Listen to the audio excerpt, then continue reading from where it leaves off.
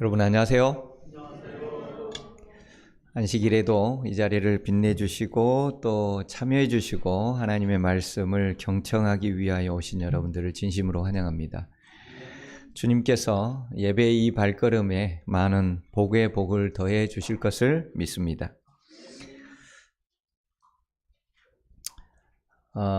오늘은 창세기 그 세 번째 이야기, 사람을 창조하신 하나님에 대해서 또 사람에 대해서 보도록 하겠습니다. 지난주부터 눈이 많이 내렸습니다. 인생에 있어서 참 많은 눈을 두 주간에 경험을 하고 있는 것 같습니다.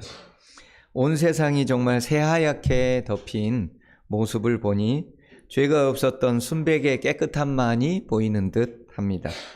눈처럼 깨끗하게 살면 죄도 없이 한없이 행복하고 아름답게 살 수 있을 것 같은 그런 순백의 세계를 경험하게 합니다.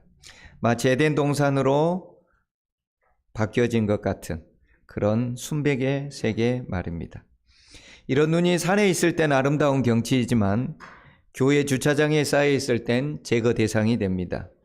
지난 한 주간 진입로와 또 주차장의 여러 가지 것들을 치우기 위해 열심히 달려오시고 또 자신의 봉사로서 하나님께 드려주신 화평반, 사랑반 6분의 반원들께 감사를 드립니다. 하나님은 첫째 날 빛을 만드시고 궁창을 만드시고 둘째 날, 셋째 날 바다와 땅을 그리고 그 가운데 식물을 만드시고 넷째 날은 해, 달, 별들을 만드시고 다섯째 날에는 궁창의 새와 바다에는 물고기를 만드시고 여섯째 날에는 땅에 짐승들을 만드시고 그리고 맨 마지막으로 사람을 창조하십니다. 성경에는 창세기 1장 31절에 하나님이 지으시던 그 모든 것을 보시니 보시기에 심히 좋았더라 라고 기록합니다. 성경에서 심이라는 단어가 나오면은 이건 굉장히 귀를 기울이고 다시 한번 생각해 보아야 된다고 했습니다. 하나님은 세상을 그저 만들어 놓고 보시니까 좋았더라 라고 말씀하신 것이 아닙니다. 물고기를 만들고 새들을 만들고 짐승들을 만들어서 그것들이 날아다니는 모습을 보고서 좋았더라 라고 말씀하시는 것이 아닙니다. 여러분, 자녀들이 태어나기 전에 보통 일반적인 신생아 출산 전에 임산부라면 아이들이 태어나기 전에 여러 가지 유아용품들을 준비합니다. 모빌도 있습니다. 새들에 관련된 모빌도 있고 동물들, 뛰어다니는 동물들에 대한 모빌도 있습니다.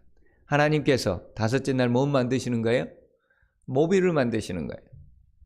짐승들 뛰어다니는 움직이는 살아있는 모빌들을 만드시고 넷째 날에는 하늘의 해와 달과 별들을 만드셔서 밤이면 밤마다 낮이면 낮마다 그 모든 것들을 보면서 즐길 수 있는 사람을 창조하기 위한 모든 과정들을 만들어 놨을 때 여러분 그 가운데 사람이 없다면 하나님 보시기에 심히 좋았다라는 표현은 있을 수가 없습니다. 모빌이 아무리 훌륭하고 아무리 고급스럽고 유모차가 아무리 좋고 아이들의 그런 침대가 아무리 휘황찬란한 다이아몬드로 황금으로 입혀져 있다 할지라도 거기에 있어야 될 아이, 그곳에 살아가야 될 생명적 존재, 우리의 사랑의 대상의 생명적 존재가 없다면 그 순금과 다이아몬드가 무슨 소용이 있습니까? 무용지물입니다. 하나님께서 첫째 날부터 빛을 만드시고 궁창을 만드시고 하늘의 모든 것들과 들짐승들의 이 모빌들, 유아용품들을 다 준비합니다. 베이비 샤워. 누구를 위해서요? 사람을 위해서. 그래서 사람을 활용정점으로 만드신 다음에는 하나님 그 모든 것들을 보시니 보시기에 심히 좋았더라 라고 표현하고 있는 거죠. 그 사람 가운데 누가 포함되어 있어요? 네, 여러분들이 포함되어 있는 것입니다. 우리 하나님께서 여러분 한 명 한 명을 보시고 지금 보시기에 심히 좋았더라 라고 말씀하시는 거예요. 근데 여러분들 표정을 보니까 별로 그런 것 같지가 않아요. 여러분의 자녀들을 낳아서 키워보니까 별로 그런 것 같지가 않습니까? 하나님은 여러분들을 보시면서 심히 좋았더라라고 하시는 거예요. 여러분의 상태가 어떠든지, 심지어 이 예배 시간에 예배는 집중 안 하고 휴대폰 보면서 딴짓거리를 한다 할지라도 하나님은 그 영혼을 향하여 심히 좋았더라라고 얘기하시는 거예요. 우리의 상태와 상관이 없어요. 하나님은 그런 분이에요. 제가 섬기는 하나님은 적어도 그런 하나님이십니다. 저의 상태와 전혀 상관없이 심히 좋았더라라고 말씀을 하시는 것이죠. 그렇게 환경을 조성하시고 하나님께서는 창세기 2장 8절에 보니까 여호와 하나님이 동방의 에덴의 동산을 창설하시고 그 지으신 사람을 거기 두셨다라고 얘기를 합니다. 에덴 동산. 에덴 동산은, 에덴이라는 말은 기쁨이라는 말입니다. 기쁨의 동산, 행복의 동산. 그렇게 기쁨과 행복이 넘쳐나야 될 그 동산에서 무슨 일이 일어났는지 성경은 그곳에서 죄가 나왔다고 얘기를 합니다. 아이러니합니다. 도시의 범죄의 소굴도 아니고 폭력이 난무하는 슬렘가도 아니고 행복과 기쁨의 동산 에덴에서 죄가 시작됩니다. 원래 사람은 하나님의 형상과 모양으로 만들어졌다는 것을 성경 본문을 통해서 오늘 읽었습니다. 하나님의 형상과 모양으로 만들어졌다는 것은 완벽한 존재라는 것입니다. 흠이 없습니다. 하나님은 실수함이 없으시기 때문이죠. 그런데 그렇게 완벽하게 창조되었던 인간이, 아담이 범죄하게 되었습니다. 여러분, 구질구질한 곳보다 완벽한 장소에서 범죄가 훨씬 더 잘 이루어질 수 있다는 것입니다. 여러분 자녀들에게 어떤 세상을 만들어주길 원해요? 좀 더 편안하고, 좀 더 수입이 높고, 좀 더 좋고, 그죠? 그렇게 해서 쭉 올라가면 뭐가 있어요? 범죄가 있어요. 범죄. 시장에서 콩나물 파는 아주머니들이 막 사기 쳐먹고 하는 거 들어보셨어요? 네? 시장에서 막 상추, 콩나물, 배추다발 하나 가지고 이거 1,500원이에요, 2,000원이에요 하시는 분들이 사기를 쳤다는 여러분 뉴스 거리를 보신 적 있어요? 네. 근데 서울대 법대 나오고, 네. 국회의원하고, 하버드 나와가지고 떵떵거리던 사람들에게는 늘 뭐가 따라다니는 거예요? 범죄들이 따라다니는 경우를 대단히 많이 보는 거예요. 여러분, 역사는 반복되는 거예요. 뭘 위해서 그렇게 공부하세요? 뭘 위해서 그렇게 공부를 시키세요? 좀 더 교묘하게, 정교하게.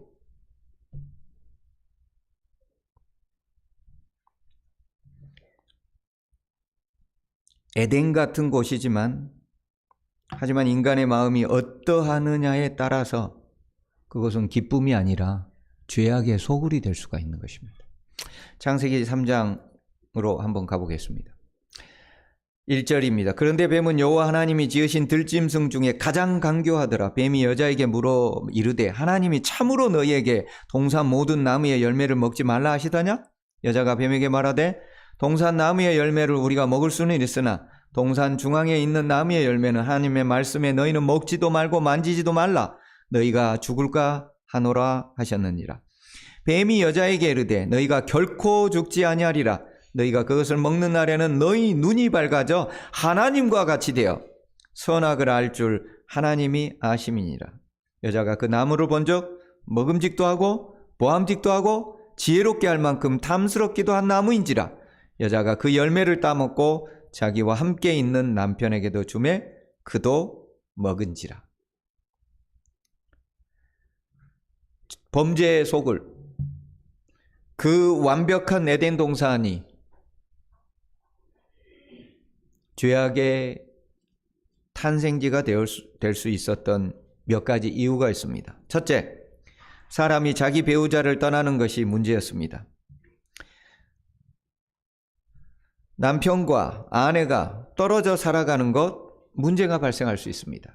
그래서 대총회에서는 모든 목회자들이나 교육자들은 3개월 이상 떨어져 있는 것을 금지합니다. 기러기 아빠의 슬픈 고뇌들을 우리는 신문지상에서 뉴스에서 발견합니다. 싸워도 부부는 집에서 싸워야 됩니다. 그리고 대화를 통해서 풀어가야 합니다. 다른 생각을 갖거나 서로 떨어져 생각할 시간을 갖게 된다면 더 안 좋아지는 경우가 발생할 수 있습니다. 하나님의 형상, 하나님의 사랑으로 회복되기 위해서 우리는 가까이 대화하고 서로를 배려하며 서로를 이해할 수 있어야 합니다. 두 번째, 하나님의 말씀에 대한 왜곡이었습니다. 하나님은 만지지도 말라는 말씀을 하신 적이 없습니다. 하나님은 죽을까 하노라 말씀하지 않으셨습니다. 죽을까 하노라라는 구어적 표현은 죽을지도 몰라라는 표현입니다. 하나님의 말씀은 단순하고 분명합니다. 너희가 먹는 날에는 정령이 무슨 말이에요? 반드시예요, 반드시. 선악과를 먹는 날에는 반드시 죽습니다. 여기에는 그 어떤 오해의 소지가 없습니다. 가정이나 추측이 들어있지 않습니다. 하지만 여인은 가정과 추측성 표현으로 자신의 것으로 바꾸어 표현했습니다. 이것을 다른 말로 하면 하나님의 말씀을 왜곡했다고 하는 것입니다. 여러분, 우리가 살면서 하나님의 말씀을 왜곡할 때가 있습니까? 하나님의 분명한, 관한 말씀을 내 생각과 내 표현으로 왜곡할 때가 있습니까? 세 번째는 하나님처럼 되고자 했다는 것입니다. 창세기 1장 27절, 하나님이 이르시되 우리의 형상을 따라 우리의 모양대로 우리가 사람을 만들었다고 기록합니다. 사람이 하나님의 형상과 모양을 닮아가는 것은 바람직하고 추구의 대상입니다. 하지만 사람이 직접 하나님이 되려고 하는 것은 그건 잘못된 것입니다. 하나님의 형상을 추구하고 하나님의 모양을 담기 위하여 노력하는 대상이 되어야지 우리가 하나님 자신이 되어가나 우리 스스로가 신이 되어가는 그것은 잘못된 판단입니다. 죄악의 반복된 습관입니다. 가끔 그룹의 회장이나 단체장들이 거의 신격화되어가는 모습들을 뉴스에서 보곤 합니다. 각종 뉴스에서 시의원이나 국회의원들이 연수를 명목으로 국민 세금으로 여행을 즐기는 예산을 늘리는데 허다하고 그런 것들이 시정되지 않는다고 뉴스를 합니다. 여전히 시정되지 않고 있고 시민의 눈총을 전혀 아랑곳하지 않고 자신들이 원하는 대로 즐기는 모습들이 종종 뉴스에 나옵니다. 어떤 정치학자는 이렇게 말합니다. 민주주의가 자유를 외치고 있다. 정치가들은 그런 자유를 내가 더 많이 누리게 해줄 테니 자신을 뽑아달라고 저마다 외친다. 하지만 시민에게 자유는 투표할 때뿐이다. 나머지는 정치 권력가들 마음대로 한다.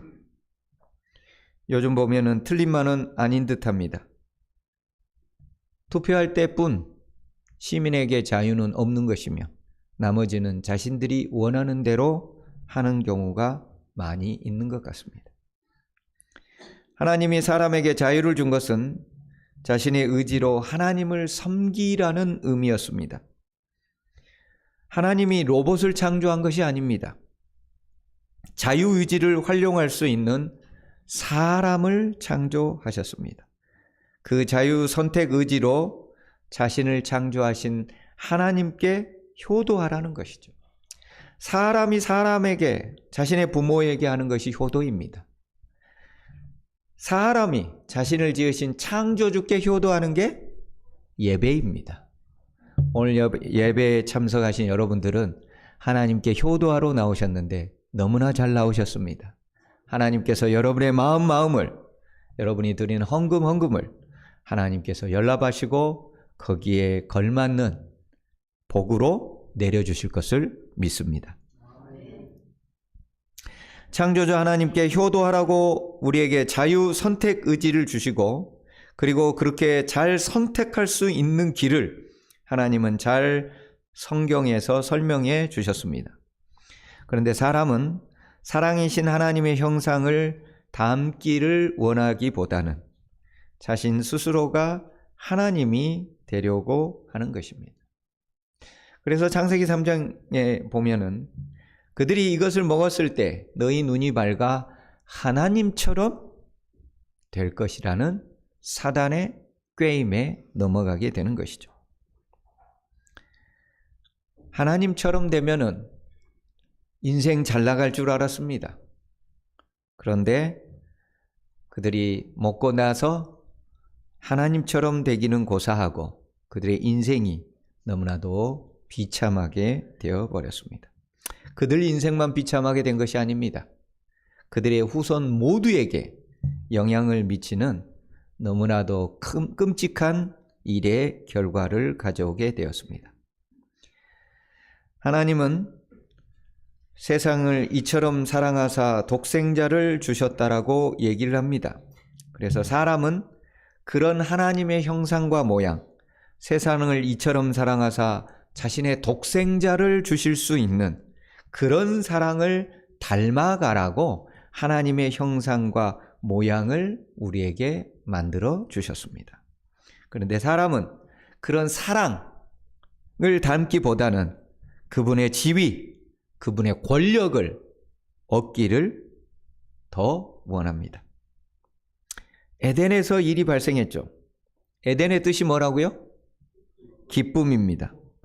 그런데 그 기쁨이라는 것을 혼자서만 만끽하고 스스로 신이 되어 즐기려 한다면 어떻게 되겠습니까? 에덴 동산에서 그 기쁨을 아담과 하와는 그들 스스로에게, 그들에게만 집중해서 계속해서 하나님 없이 즐겨보려고 했을 때 그들의 인생이 어떻게 됐는가? 에덴이라는 단어를 제기형으로 사용할 수 있습니다. 제기형이라는 말은 내가 한 행동이 나 자신에게 돌아오는 것을 제귀형이라고 합니다.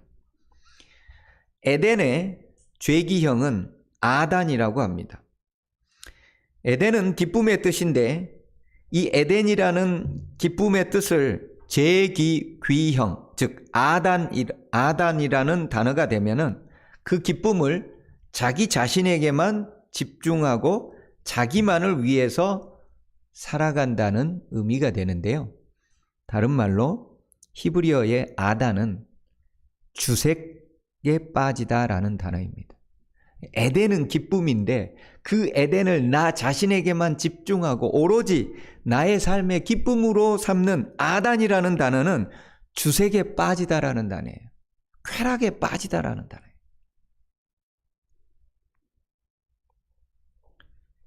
기쁨을 뜻하는 에덴은 바로 서로를 위한 사랑의 봉사를 위한 장소가 에덴이었습니다.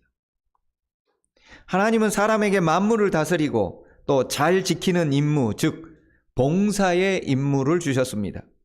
그런데 스스로 높아지고 스스로 하나님이 되어서 자기를 권력화하고 스스로에게 기쁨을 집중시킨다면 그것은 아단, 즉 주색에 빠지고 쾌락에 빠지고 타락에 빠지는 장소가 되어간다는 것이죠. 이스라엘 역대 왕 중에서 하나님의 마음에 가장 합한 왕이 있습니다. 누굴까요? 모든 왕들의 평가의 기준이 되었던 다윗입니다. 그는 소년시대 때부터 하나님의 마음에 합한 존재였음을 사무엘상에서 얘기합니다. 열왕기상, 역대상 하의 모든 왕들의 기준점은 다윗입니다. 예를 들어서 르호보암은 내 종 다윗과 같이 하나님을 열심히 섬기지 아니하였고 어떤 왕들이 열심을 다했는지 안 했는지의 판단의 기준이 다윗 왕이에요. 하나님의 마음에 완전히 합한 왕이었던 것입니다. 다윗이 얼마나 모범적인 사람이었는지 우리는 성경 곳곳에서 찾아낼 수가 있습니다. 하지만 그 다윗도 자기의 기쁨만을 생각하는 순간 그는 남의 아내를 범했습니다. 그것으로도 모자라 그 여자의 남편을 살해했습니다. 그것도 자신에게 목숨을 걸고 충성을 바쳤던 충신이었습니다. 그는 장군이었어요. 자기 목숨을 바쳐서 다윗 왕에게 충성을 다하는 햇사람 장군이었습니다. 그런데 그 장군도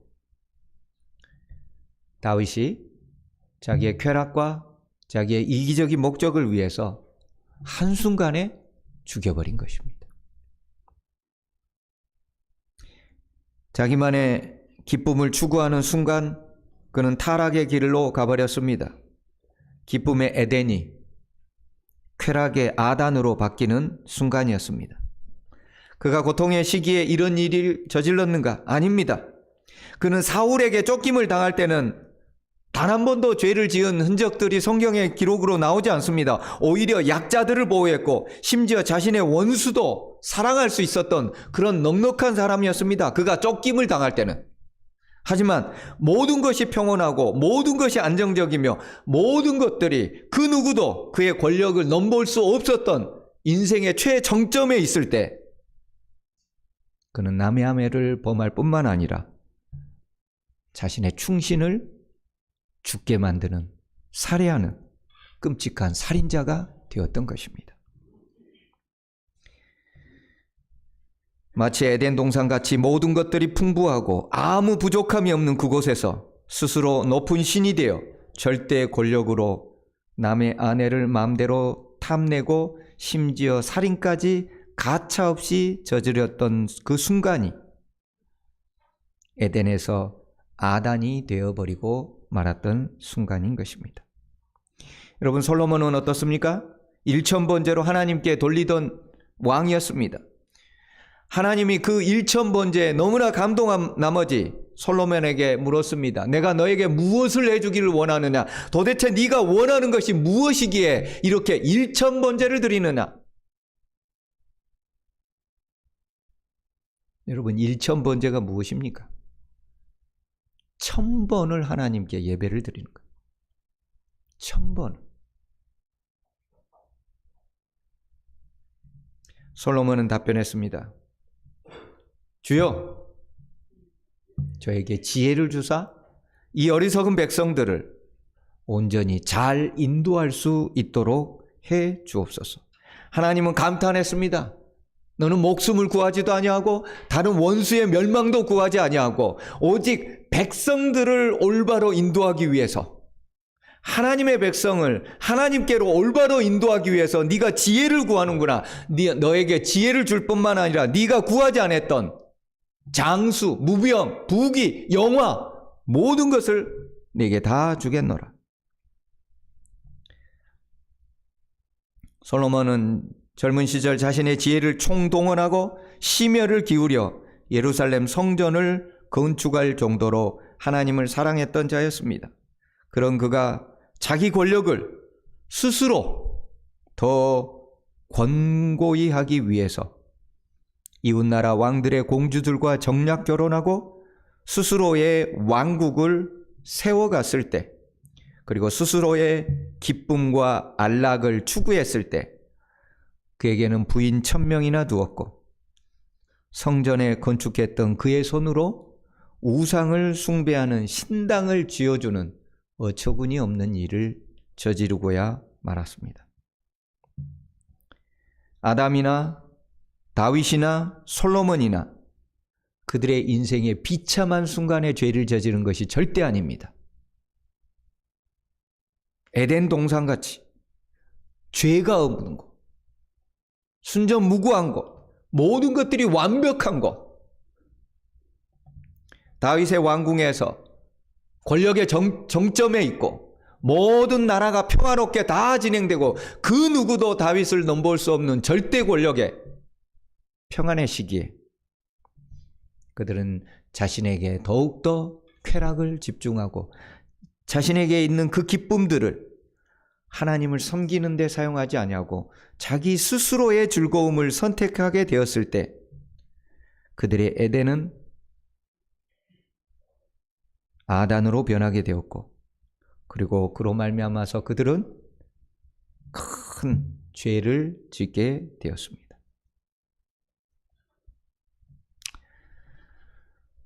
언제든지 우리들이 추구하고 있는 즐거움과 기쁨과 평안의 에덴이라는 곳이 여러분들 스스로와 여러분들 가족만을 위한 즐거움의 장소로만 선택하고 그곳 여러분의 그 쾌락으로 죄기하게 된다면 그것은 더 이상 에덴이 아닌 타락의 장소, 범죄의 장소, 아단의 상태가 된다는 것을 기억하게 되길 바랍니다. 베드로는 예수님께서 가이사랴 빌립보에 이르렀을 때 너희는 나를 누구라 하느냐? 예수님의 이런 질문에 베드로가 제일 먼저 답변합니다. 주는 그리스도시요 살아계신 하나님의 아들입니다. 예수님은 말씀했습니다. 바요나 시몬아 내가 복이 있도다. 이를 내게 알게 한 이는 혈육이 아니요 하늘에 계신 내 아버지시라. 내가 너 베드로 너 반석 위에다가 내 교회를 세울 것이다. 베드로의 100점짜리 인생 답변을 들었을 때 예수님은 너무 기뻤습니다. 그리고 나서 그때로부터 제자들이 당신을 그리스도로 인정하는 바로 그 순간으로부터 예수님께서는 고난과 슬픔과 십자가에 달려 돌아가실 것을 말씀하셨습니다.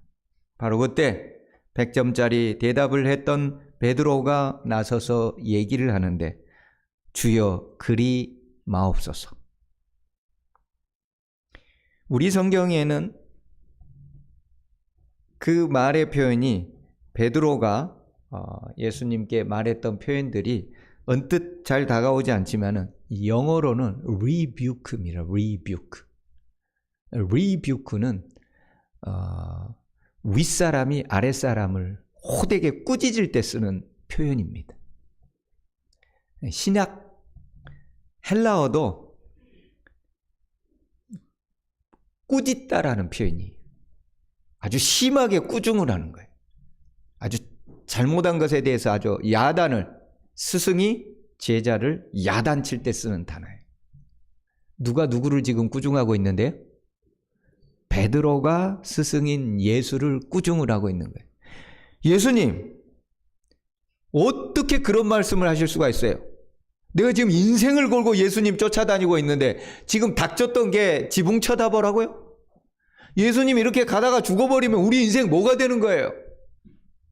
절대 그런 일은 있어서는 안 돼요. 여러분이 2000년 전에 베드로라면 어떤 말을 했을 것 같습니까?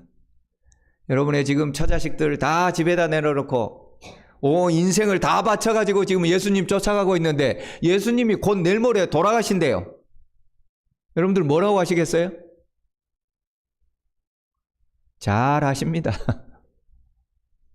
내가 이거 보려고 지금 예수님 쫓아다니고 있는 것입니까?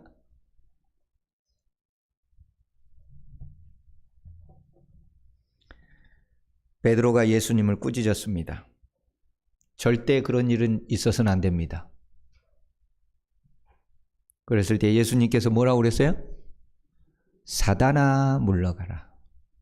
방금 100점짜리 대답을 했던 베드로에게 예수님 뭐라고 그래요? 사단아 내 뒤로 물러가라.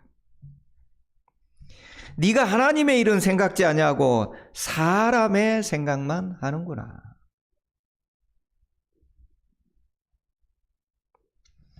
하나님의 말씀의 성취를 자신의 욕망의 성취로 바꾸어 버렸다는 말입니다.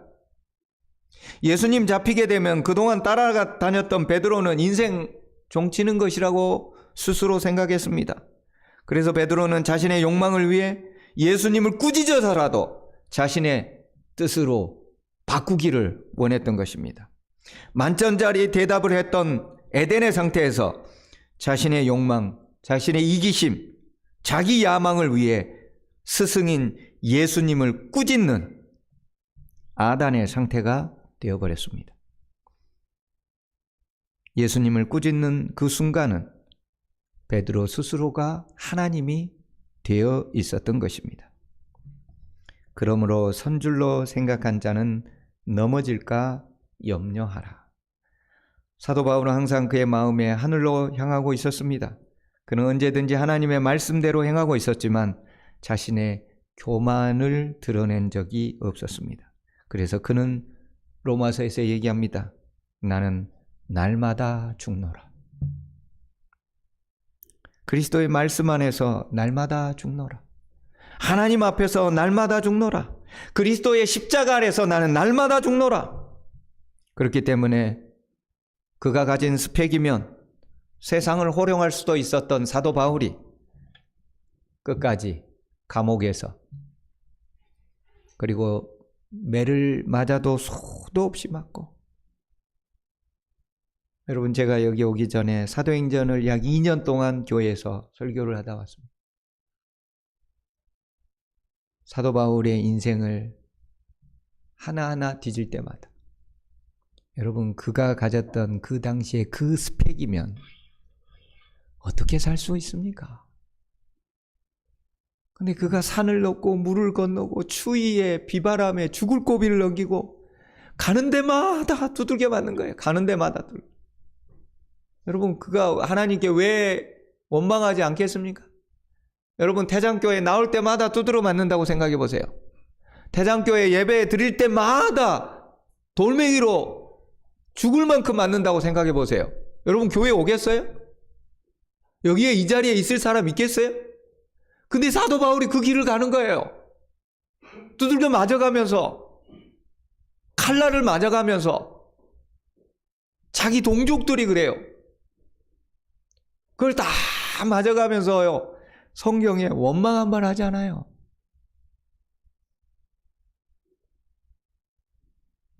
그 모습을 보면 눈물이 나요. 눈물이 나. 우리는 추우면 오기 싫고 눈 좀 오면 교회 오기 싫은데, 이렇게 따뜻하게 해줘도 미끄럽다고, 넘어질까 봐 정각에 나오는 것도 힘들어.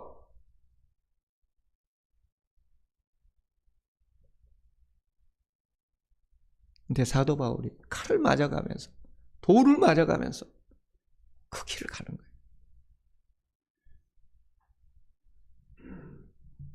매일 그리스도 십자가 아래 자신을 죽였을 때 그는 아단이 아닌 자신의 인생을 에덴으로, 기쁨으로 만들어가고 있었습니다. 여러분, 사업가가 사업이 잘 나갈 때 에덴에서 아단으로 전락할 위험이 있습니다. 학자는 자신의 업적이 최고조에 이르러 세상 부러울 것 없을 때 아단으로 전락할 수 있습니다. 목사는 교회를 크게 건축할 때, 설교를 하고 나서 교인들이 은혜 받았다고 칭찬받을 때, 그때가 아단에 빠질 염려가 가장 높은 순간입니다. 여러분, 자녀가 학교에서 우수한 성적으로 승승장구하고 그들이 원하는 대학과 원하는 학과와 원하는 것들을 다 가지게 될 때, 그 순간이 아단에 빠질 수 있는 굉장히 위험스러운 순간이라는 것을 여러분들 꼭 기억하게 되길 바랍니다.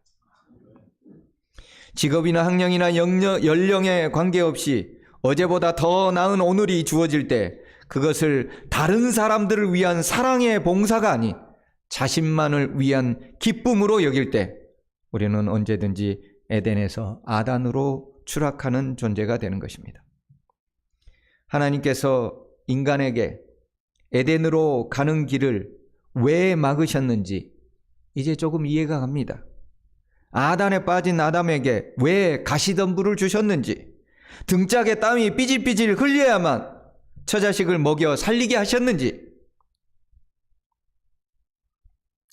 눈을 다른 사람들보다 먼저 나와서 치우는 것이 결국은 다른 이들을 위한 사랑의 봉사가 결국 내 생명을 살릴 수 있는 길이라는 것을 깨닫게 되는 것이, 그것을 우리 하나님은 오늘도 우리에게 알려주시기 원하시는 것입니다. 그런 고생스러운 것, 힘든 것, 어려운 것, 이 모든 것들은 사실 저주가 아니었습니다. 하나님의 안정된 축복의 장치들이었습니다. 하나님의 걸작품이며 당대에 완벽했던 아담도 에덴에서 아단으로 전락하였거든 하물며 타락의 영향을 무려 6,000년 동안이나 받은 오늘날의 우리와 같은 사람은 얼마나 더 연약하겠습니까? 하나님은 하나님의 형상대로 사람을 만드셨습니다. 사람에게는 하나님이 만드신 것을 관리하고 가꾸는 청지기 직분을 주셨습니다. 하지만 사람이 자신이 하나님의 것을 지금 잠깐 가지고 있는 청지기임을 망각하고 스스로 주인인 척하고 스스로 자신이 가진 것을 자신의 삶과 오로지 자기 가족만을 위하여 기쁨의 장소로 만들려고 할 때, 그것이 바로 에덴에서 아단으로 빠지는 길임을 명심하게 되기를 바랍니다. 아담이 선악과 따먹으면서 스스로 하나님이 되는 것이 어떤 의미인지, 그리고 그 선악과를 따먹고 스스로 하나님이 되려 했다는 그로 인하여 큰아들 가인이 둘째 아벨의 심장을 찌르리라는 것을 알았더라면 그는 하나님이 되고자 하지도 않았을 것이고 선악과를 따먹지도 않았을 것입니다. 다윗이 밧세바를 범함으로 그것이 하나님의 말씀을 범하는 것이며 그 범함으로 말미암아 자기 태에서 태어난 자식들이 무려 4명이나 자기 앞에서 죽게 되고, 그 중에 한 명은 아버지 다윗을 죽이려 혈안이 된 범죄자의 씨앗을 자신이 밧세바를 범할 때 심었다는 것을 온전히 알게 되었다면 다윗은 결코 그런 어리석은 짓을 범하지 않았을 것입니다. 그렇다면 아담과 다윗의 모든 인생들을 우리는 성경을 통하여 너무나도 잘 알고 있고, 오늘 아침에 다시금 되새겨본 우리의 삶은 어떻습니까? 잘 나가는 인생의 정점 같은 에덴에서 위험이 언제든지 도사리고 있습니다. 아담과 다윗의 생애에서 우리는 같은 실수를 반복하지 말아야 되겠다는 것을 배우고 깨닫습니다. 지금 내게 주어진 혹시 인생의 가시덤불이 있다면, 그게 경제적인 가시덤불이든 인간관계의 가시덤불이든 가족 내에서의 가시덤불이든, 사실은 그것은 하나님께서 나의 삶을 축복된 삶으로 인도하기 위한 아름다운 장치들이라는 것입니다. 편하게 잘 먹고 잘 살고 잘 놀고, 그것이 바로 범죄자의 소굴이 될 가능성이 높아요. 콩나물 팔고 힘들게 고생하는 사람의 손에서는 그런 생각할 틈이 없습니다.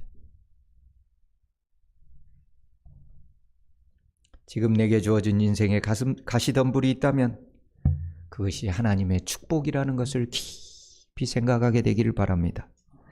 주어진 것에 범사에 감사하며 사는 아름다운 삶이 되길 바랍니다. 하나님의 말씀이 나의 삶의 원칙이 되어야 합니다. 이런 사람에게 우리 주님 오실 때 하늘 에덴 동산이 주어지는 것입니다.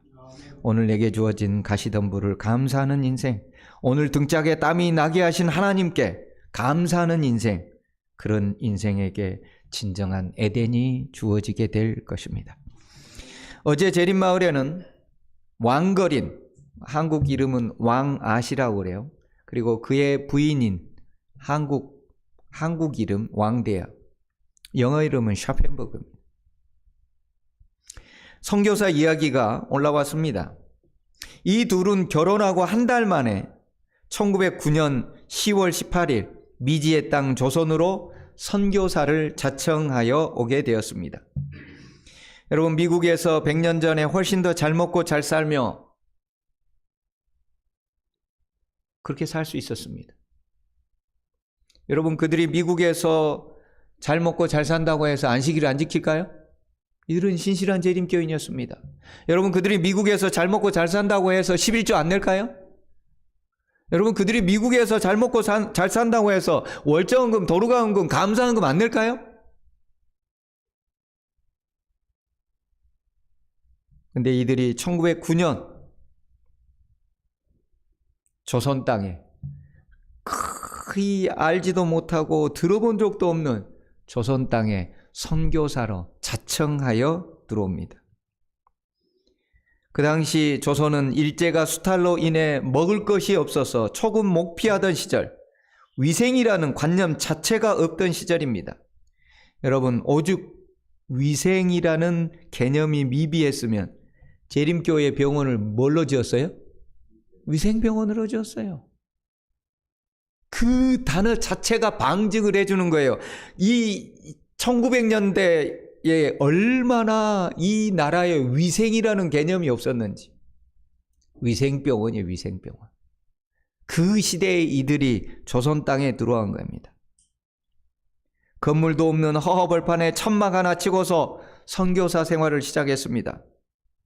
한국에서 이렇게 헌신하고 있는데 1915년, 온 지 6년 만에 한국에서 태어났던 사랑하는 막내딸이 조선의 열악한 환경으로 인하여 병에 걸려 죽게 됩니다. 그 다음에 1916년에는 왕결인 선교사가 폐결에 걸립니다. 조선에서는 치료할 길이 없어서 미국으로 돌아갔지만 그 다음에 죽게 됩니다. 아내와 사랑하는 두 아이를 남기고. 어떻게 해야 될까요? 부인은? 하나님께 이 정도로 헌신했으면 하나님이 복을 쏟아 부어줘야 되는 거 아니에요?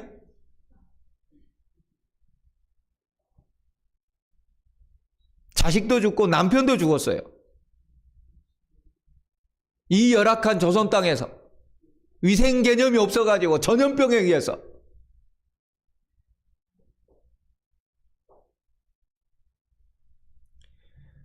남편이 죽자 두 아이들을 데리고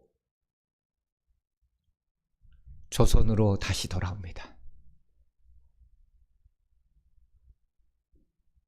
남편도 조선에서 병 걸려 죽고 자식도 조선에서 병 걸려 죽었는데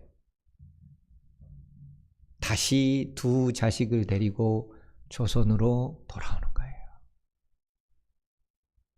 그래서 일제시대에 일제의 갖은 탄압으로 결국 조선에서 쫓겨나지만 해방 후에 바로 한국으로 다시 복귀해서 시조사에서 편집장으로 중단됐던 시조를 복관하고 성경통신학교를 조직하고 대쟁투를 번역하고 재림교회 선교에 큰 활력과 발자취를 남겼다라는 선교사 이야기가 어제 재림마을에 올라왔습니다. 그녀는 1952년 은퇴하여 본국으로 돌아가기까지 무려 봉산 횟수만 36년 한국 재림교회에서 가장 긴 시간 노력했던 헌신했던 삶이라고 피력하고 있습니다. 이름도 들어본 적 없고 어디에 있는지도 모르던 조선을 위해 아낌없이 수고하고 헌신한 선교사 가족의 희생에 그 대가로 우리는 이곳에서 이 엄동설 안에도 따뜻하고 편안하게 예배를 드리며 이 예배 끝나면 어떤 맛있는 점심이 기다리고 있을까 꿈꾸며 이 자리에 있습니다. 이분들의 헌신으로.